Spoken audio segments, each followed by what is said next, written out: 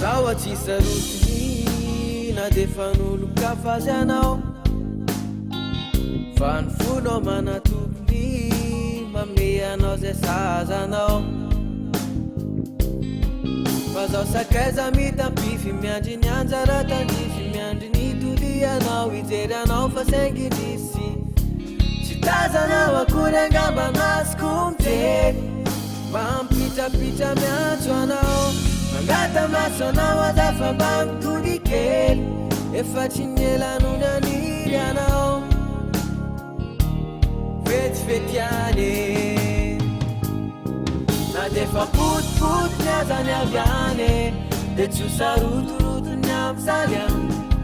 na defa potipoty ny azany avy any de tsy ho sarotorotony am'zany rato manaiky anao rato manaiky anao de oeto aty fa osoloko vaovao be rato manaiky anao rato manaiky anao de oeto aty fa osoloko vaovao be vaovao be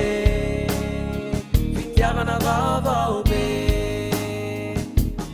vaovao be fitiavana vaovao be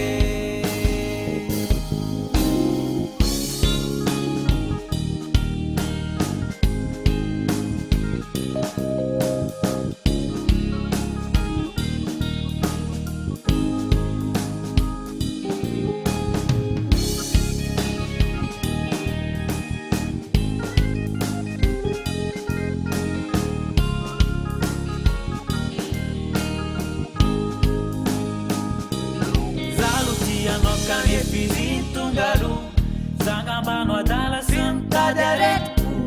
meo anjara kely zafa tsy mitombo tompony zay mba fonahoana de hoe fity tsombotsombony fa ifaliko zay omenao ay ho ataoko tony volamena malala ny andro iray zay any ekenao ay hoaiko anao foko midanadana ira de mitoera fa omeko anao foko Watanu fulela na rasana chituluko na kueturuva na fanapzali na defa put nyazanya vane de chusaruturutu nyamzanya na defa put nyazanya vane de chusaruturutu nyamzanya ratumana kyanao de wento atifa usuluku vao be ratumana kyanao de weto tifa usuluku vaovao be fitiavana vaovao be fitiavana vaovao be tazanao akory angamba masoko miteny mampitrapitra miantso anao mangata maso anao azafa mba mitony kely efa tsy nielanony aniry anao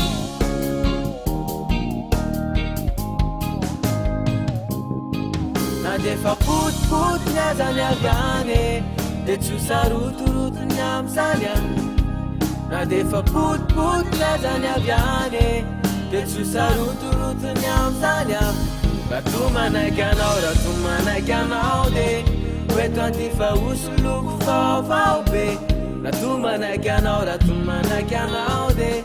oeto aty fa osoloko vaovao be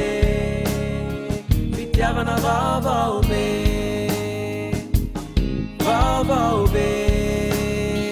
fitiavana vaovao be